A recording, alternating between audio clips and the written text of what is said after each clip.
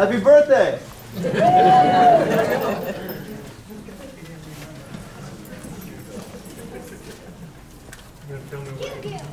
I've never known.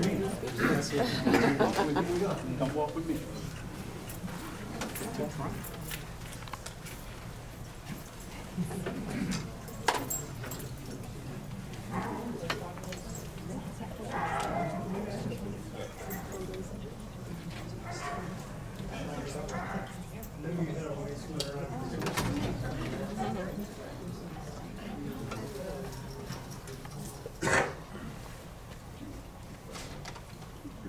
I belong to the Salvation Army in Dearborn Heights. I grew up and it's my church. And my friend, his car was stolen and he took me out to lunch. And after we got everything straightened around, he said, "You've got a lot of spare time on your hands. Would you consider running the Salvation Army disaster canteens in Detroit?" We have canteens to go to all the big fires, barricaded gunmen, and all that kind of stuff. And I said, "Yeah, I would consider that." Well, that Sunday night was Flight 255, and that was my first call to disaster work. And then I took over the canteen for the Salvation Army, and I went to my first fire with Detroit on Tillman Street at Honey Baked Hams. It was a 3 or 4 alarm fire. And that was my introduction to the fire department. Through the Salvation Army, I got connected to Chaplain McNeely. That's a guy up on the top of the wall there. Wonderful man. He was our chaplain for 38 years. The most rewarding thing in it is to be there when people need you. As chaplains, we don't preach. We don't preach to the guys. We pray with them if they want to be prayed with, and when there's a loss of life or something like that. But you have to respect everybody else's belief and faith, because you're not going to get anywhere by beating them over the head with the Bible. You've got to, John 3:16, God so loved the world. And you have to respect everybody's beliefs and treat them with respect. It's been very, very rewarding, the people I've met. I've met so many wonderful people through the fire department. It's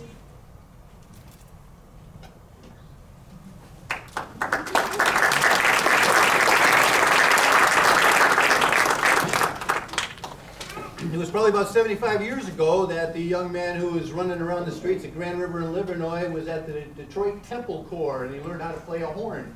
And Kelly Trevorrow was the bandmaster at the Salvation Army Detroit Temple Corps. And this was the first march that George ever played. It's called Rose Hill. We were supposed to play it at his funeral, and we might, but I thought, why wait? Let's play it while he can hear it, right? Here's the march, Rose Hill, and this is the Salvation Army band that wants to salute George, because Salvation Army is a big part of his life, and brass banding has become a big part of my life as well, because my father introduced me to it, and he's got children in this band and a grandchild on the bass. Would you welcome Sydney?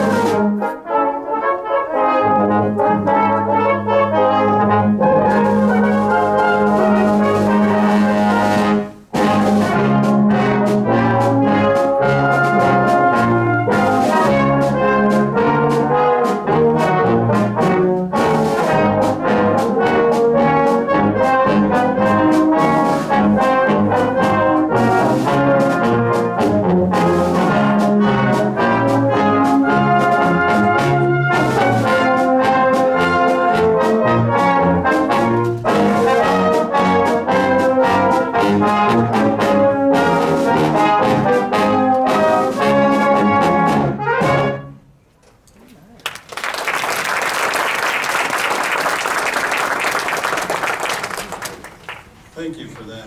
So next we'll have our opening remarks, which will be conducted by John Aren, and then we'll go ahead and move, I'm sorry, my apologies. We're going to go ahead and move into our salutes. The salutes are for 1 to 2 minutes long. Here we have to my immediate right, your left, is the Executive Fire Commissioner Charles Sims, who will offer some words. Thank you.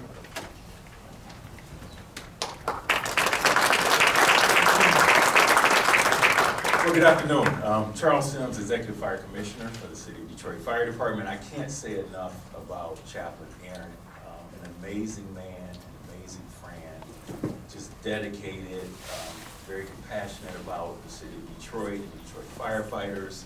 I just want to give a real quick story. I don't know if he remembers, but this was years ago. There was an apartment fire on Schoolcraft. It was 96 in Telegraph, in those apartment buildings there. And it was probably 1, 2, 3 o'clock in the morning, very icy in the winter. And there was this one path, there was this one path to get to the fire. And the path was full of ice. And there were 3 or 4 firefighters who walked on that path, and they all failed. And then, so I'm standing out there and I see Chaplain walk that path. And this is how you know he's covered in blood and he's a man of God, because he did not fall once. And you know how he could walk sometimes, and I was just watching, I was like, oh my God, please don't fall, Chaplain. But he never failed, but that's just a testament of his dedication to the fire department. Every single tragedy we have, every time a firefighter is injured, if someone's sick in the hospital, it's either him or his team members are always there to represent the fire department and show that we care, and just can't say enough about him, but just a great man. This is one of the men on this department that once he leaves, I'm gonna stay in touch with him. I'm gonna call and check up on him periodically, because he's just become a great friend of mine. So once again, I salute to you, Chaplain. And you have an awesome wife. I met her today, and she's actually just as funny as he is. So Chaplain Aren, he's just a funny guy, and she's funny as well. But we love you, and we salute you.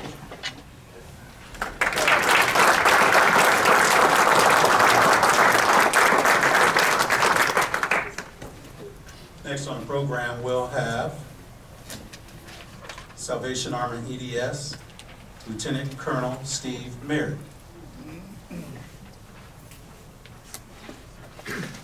It's my honor to be here this afternoon. I'm going to be able to speak on, I think I was told 45 minutes or 4 to 5 minutes. I don't know. I'll try and make it down to 2 minutes, but it's my honor to be here today to honor you, George. I came to be your Corps officer in the Salvation Army, that means pastor, about 22 years ago. I've been saluting George ever since. The first time I met him, I think, as a young captain, you told me, you remember, every time you come into this building, you salute me. Remember that, George? Sure you do. It is my honor. I thank John for allowing me to speak today on behalf of the family. A wonderful association with George over the years. To start my thoughts today, I want to read out of Psalm, the 1st chapter, and it says this. Blessed is the man who does not walk in the counsel of the wicked, or stand in the way of sinners, or sit in the seat of mockers, but his delight is in the law of the Lord, and on his law he meditates day and night. He is like a tree planted by streams of water, which yields its fruit in season, and whose leaf does not wither. Whatever he does prospers. Those are words found in the first chapter of the Psalms. It describes a godly man just like George Aren. Based on that, knowing George over the 20 years or so, when I think of George, I think of a strong tree. What makes a tree so strong? A tree is only strong if it has deep, strong roots. Thinking of George, those strong roots are faith, his faith in his Lord and Savior Jesus Christ, his family, which is gathered here multi-generationally today. It's a wonderful blessing, and friendship. He's been a friend to all of us in this room. George's faith has provided him a heart of generosity, one who always stands ready to help. And there was a time a few years back, I had a brother-in-law visiting when we lived on Linden, not too far from you. He was home from his time in Jamaica, and he was backing up his car out of the driveway there on Linden. I reminded him, now Steve, you know, when you back up this car, you have to remember, right at the end of the driveway is this big rock. So you just make sure you remember there's a big rock. I soon got a call while I was at the Salvation Army in Dearborn Heights saying, this is my brother-in-law. He said, Steve, I don't know how to tell you this, but I'm stuck on that big rock at the end of the driveway. Who else would I turn to but to George and ask if you could send a wrecker and help my brother-in-law get himself off of that rock. You were happy to help in that at that time. Thinking of the numerous times you have helped family in need. Families in need in the congregation, and being able to do that humbly, doing that out of a heart of generosity, doing that privately. Your family, the joy of your life. Dorothy, it's wonderful to have you here today to be a part of this celebration. Your children, your grandchildren, the extended family, joy of your life. And the deep root of friendship, George. Visiting over the years as we had left Dearborn Heights, but we always return to Dearborn Heights because we have our own family there. There was not a day that I entered Dearborn Heights and was worshiping, part of all the congregation that was going on, when you would not walk up to me, always ask me how I'm doing, how's the family, and you've always made an impact, not only on myself, George, but on my kids. You understand, you took time. Not just pat them on the head as they were running past you, but to look them in the eye and to speak to them, to make them feel a part of what's going on. Thank you, George, for your deep roots of family and friendship. Whether, George, you're pulling somebody off a rock publicly, whether you're pulling somebody up who needs it privately, George, you've always been like a strong tree. And we are honored to be here and to say these words about you today. God bless you,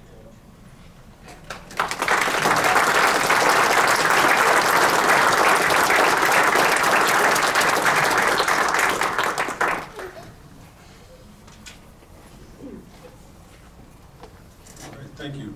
Next, we're going to move towards the Public Safety Foundation. The Director, Patty Kakula.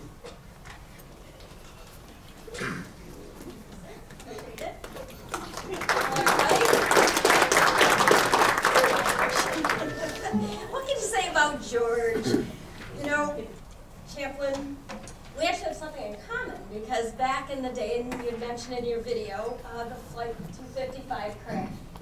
I was on the scene, I was called to assist there, and I know that made a change in your life. It was your calling after that when you saw Sheila Sheehan, the little 2-year-old girl that was the only survivor of 256 people that died. And that called you into emergency services. I went into government, Wayne County, and you went into services. So we share that change in our lives, change the direction of our lives. But for you, what you've done in your life, not only as a business person, you had your own business, but you've shared yourself with so many for so long. Director of EMI for 10 years. You actually formed a very close relationship, as you mentioned, with the former Chief Chaplain, Aren McNeely. And hey, he actually had a deep respect for the Salvation Army, as you know. So obviously he shared his love of the fire department with you, because you certainly, after all the times that you've worked with all of the firemen, you ascended to the chief of the corps, and we appreciated that so much. I love seeing you pull your folks in at your meetings together, and I just love that you're down the hall from us. I think you've been there almost 7 years, maybe going on 8, is that right? So, you know, George really is kind of unusual, quiet, peaceful man. But did you know he spent 2 weeks at Ground Zero back in 2001, September 11th? Spent 2 weeks there ministering.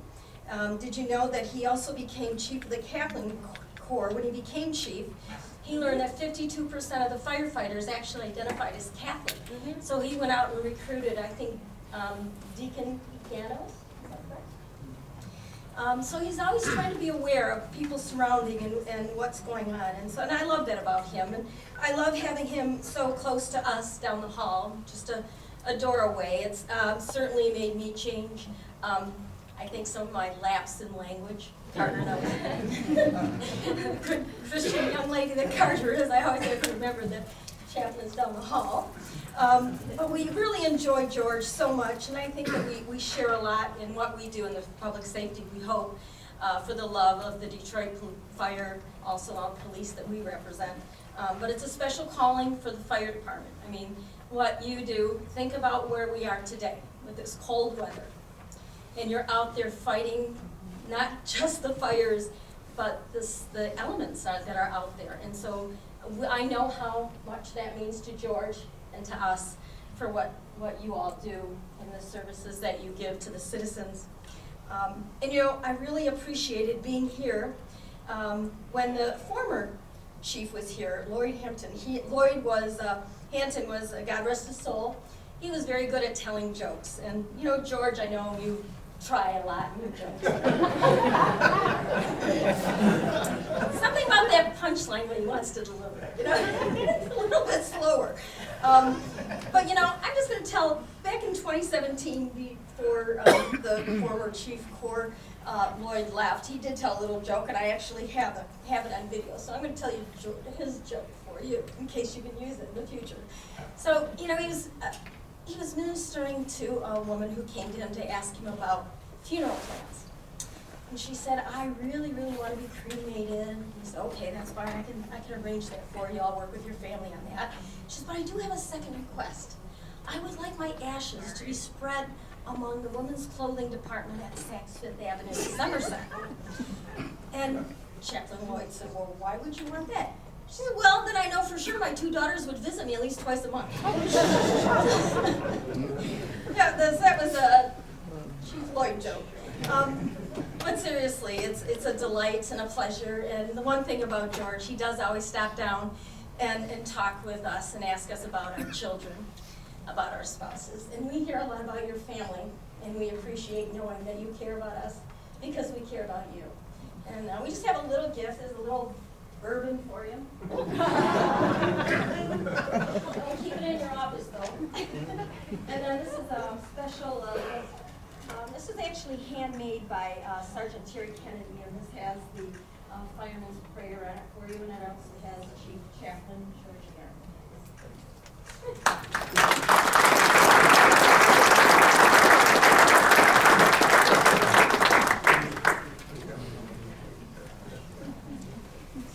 Thank you. All right. Next, we'll have on our agenda, we have the Detroit Police Department Chaplain, Demetrius Davenport.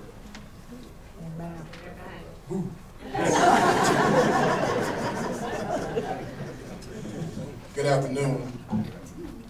Good afternoon. This is a celebration, right? We're not going, you know. Chief Chaplain Demetrius Davenport, DPD Chaplain Corps. What an honor to be here be celebrating, saluting a Detroit legend. Yeah. That's when you clap right there.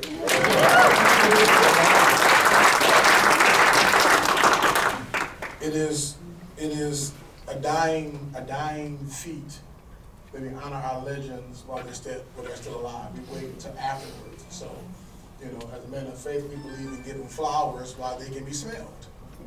Is that right? So I want to say that. I want to read a scripture, but I want to acknowledge Commander Bishop Lloyd from the Highland Park Police Department Chaplain Corps, Service Chief. And we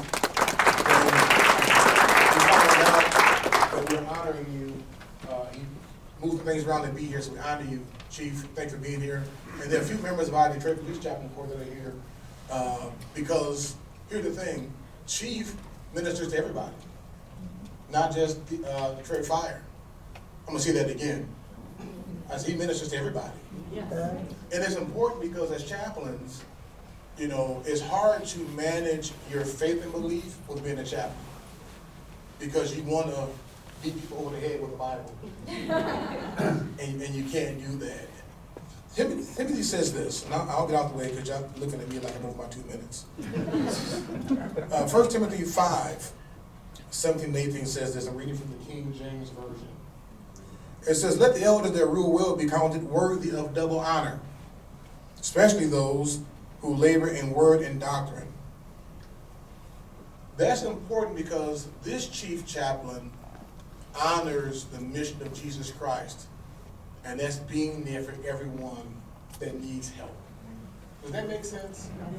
So Detroit Fire, great job taking time to honor this man of God and my friend. If you're going on Monday and all the peppermints are full, and you come on to and they're gone, that's because I've been by. So, God bless you, Chief. We support you. Chaplain, give stand up, Chaplain. Start standing up.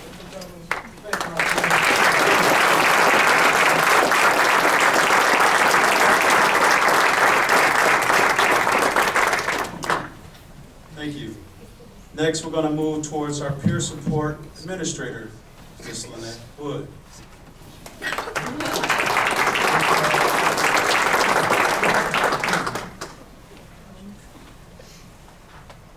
So, I was so honored to be asked to speak regarding Chaplain George Aren. Over our past 7 years, we have become family, we have become friends. We check on each other after we've had to respond to different things within the department. We cried a couple of weeks ago regarding how much we love each other and the feeling that we have regarding everything that's going on in the world. I walked in on him today because I was asked to bring him down at 1:45. So I'm down there about 1:30, just having conversation. And he's looking at his phone. And I asked him, well, what are you looking at? Because he was so emotional. And he said, this is when I played at the age of 14, my first musical for the Salvation Army. And I was like, that is so beautiful. And I kept asking, what's the name of it? And he told me, but he wouldn't repeat it. So I can't tell you what it was, but it was absolutely beautiful. And then as we walked down here at 1:45, we were too early. So I took him to the side and we sat, and he was still emotional. And I asked him, is that emotion of happiness? And he said, yes. I am blessed to have a lovely family. I am blessed to have worked here for the department. He talked about his wife, Dorothy. He talked about his 5 children. Although he said the grandchildren and the great-grandchildren were the joy. But and he laughed at first. But it has been my honor to work side by side with Chaplain Aren. So again, thank you for all that you do. I do love you, and I appreciate you. And thank him, I'm thanking the family for sharing him with the Detroit Fire Department. So thank you.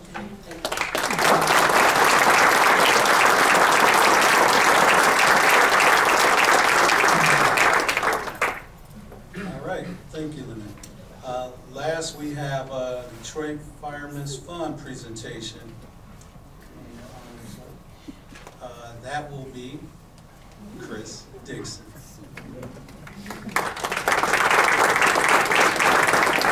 I can't believe the commissioner had me go after Patty with the handmade gifts and the bourbon.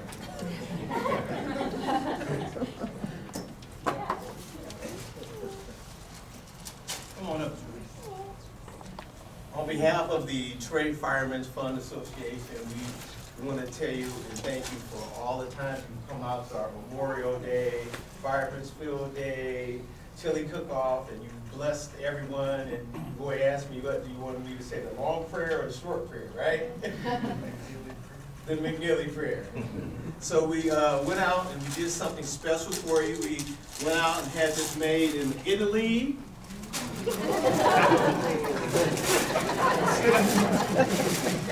Handcrafted. We sent. This is Chief Chaplain Aren. There you go.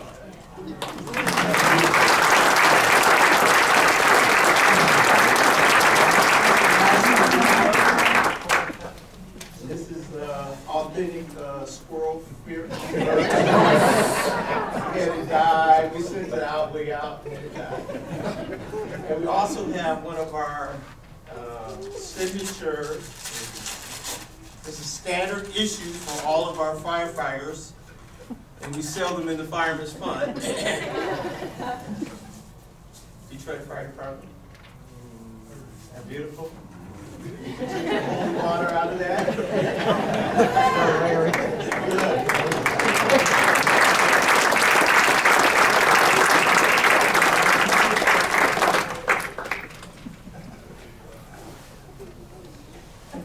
Thank you, Chris. Much appreciated. So next to the podium, we have John Aren, his son, who's going to make some remarks. And then lastly, we'll close out with a song by the band, and then a few remarks from the awardee, or the salutee. All right? John? I'd like to thank you all for being part of our family. And this is a great honor for the Salvation Army Band to play amongst you, the first responders. We see you, we think of you, we pray for you, we appreciate all that you're doing. And on a daily basis, in circumstances that are far from fair in many cases. And we do thank you for that. It is important, it was important to us that the Salvation Army Band be here, because George started in that gymnasium playing basketball over at Grand River in Livernois, and joined the Salvation Army Band there, and laid me down in front of the Zenith console to listen to on the cornet side, to listen to some of the great bands of the day. And banding was a big part of George's life. But one of the biggest example that my dad gives to me is that life evolves and we go on. And when George's lungs weren't all that they used to be, he moved to bass drum, and when he found out that he had the rhythm of a lot of people who look like me, he quit the bass drum too. Yeah, so from the gym and from the Detroit Citadel Band, we basically started right over here at 601 Bagley after Grand River in Livernois. We used to march down the street, and we got the oldest surviving member of that Detroit Citadel Band who marched down Michigan Avenue, and he's a former chaplain as well. There's Angus McKenzie right there. Don't get up, and he's our historian, so if you want to know any more about that, you can talk to him. But through the EDS, through Flight 255, through the Salvation Army, through 9/11, and now into the Detroit Fire Department, George has said one thing according to his simple faith, and it's these 4 syllables: I'll follow thee. And George has played some wonderful festival pieces around the United States with the Detroit Citadel Band, which was world-renowned. And he said to me once upon a time, this is my favorite selection. Well, it's not even a selection. Actually, it's a hymn tune arrangement. I'll follow thee. Through thou life the giver, I'll follow thee, deny thee never, I'll follow thee, suffering Redeemer. And every time you hear these 4 beats, bum, bum, bum, bum, it says, I'll follow thee. But then in the middle of this hymn tune arrangement, there's a time for some contemplation. It gets a little mystical. It gets a little dissonant in the chord structure. And it represents a time of questioning. Yeah, even when we see the things that we see on the front line of care, like fire departments and policemen do, even when we see the injustices to humankind, even when we see all the things that trouble us today, well, yeah. And then the arranger, Richard Phillips, breaks back into the fact that no matter what, I'll follow thee. I hope you're blessed by this arrangement by Richard Phillips of George's favorite hymn tune arrangement, I'll Follow Thee.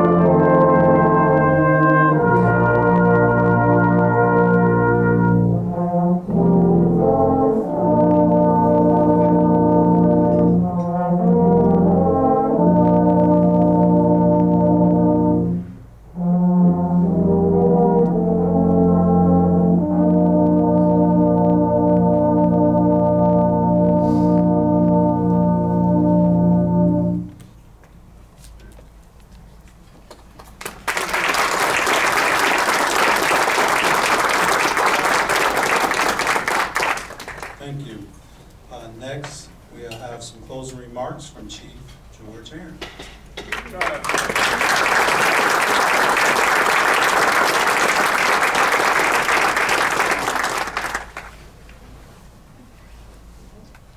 Well, it's quite an honor. I've had the privilege of being part of the fire department without ever having to go to a fire. The first fire I did go to was on Tillman Street at Honey Baked Hams. And we were out there all night. I don't know if you realize it, but the fire department in Detroit, back when I first started on the canteens, we were having fires galore. And one year at Devil's Night, we had over 700 fires. Do you know that last week, construction fires, the city of Detroit had 29 fires. The department is, when you go and people find out that you're with the Detroit Fire Department, the respect is unbelievable. I told the commissioner one time, I felt guilty. I went out for lunch 3 times in the month, and someone picked up my tab. And he said, well, you can't make a contribution to the fire fund. And, but it's been a great serving. I never thought I'd see 90 years of age. In fact, one little lady here in the department says, I don't believe you. I want to see your driver's license. And it's good. But I've got a family that supports me, my wife, who I met over here on the sidewalk outside of 601 Bagley. We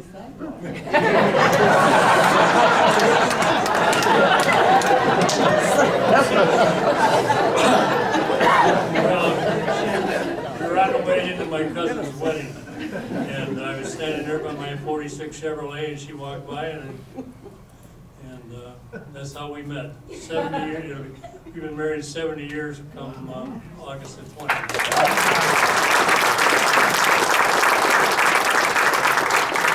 I've had a wonderful life. I'm probably one of the richest men in the world. Great family. Great kids. 4 out of the 5 work in social work. And it's been a great world. I'm not leaving yet. I'm going to stick around till at least September.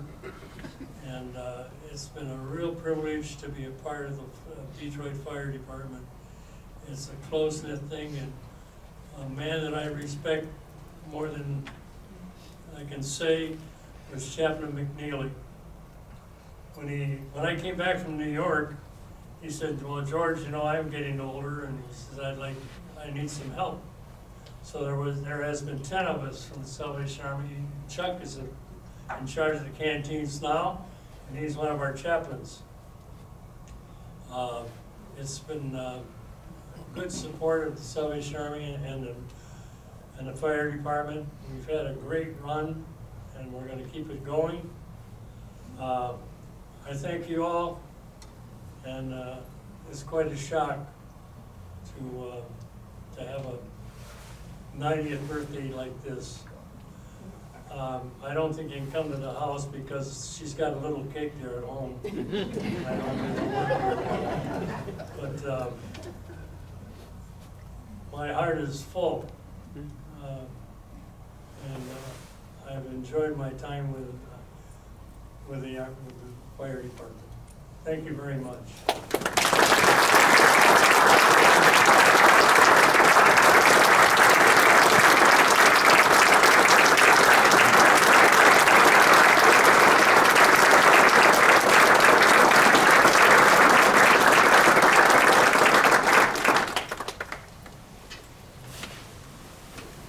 So this concludes our program. I just want to say thank you for taking time out to come and celebrate and salute this man.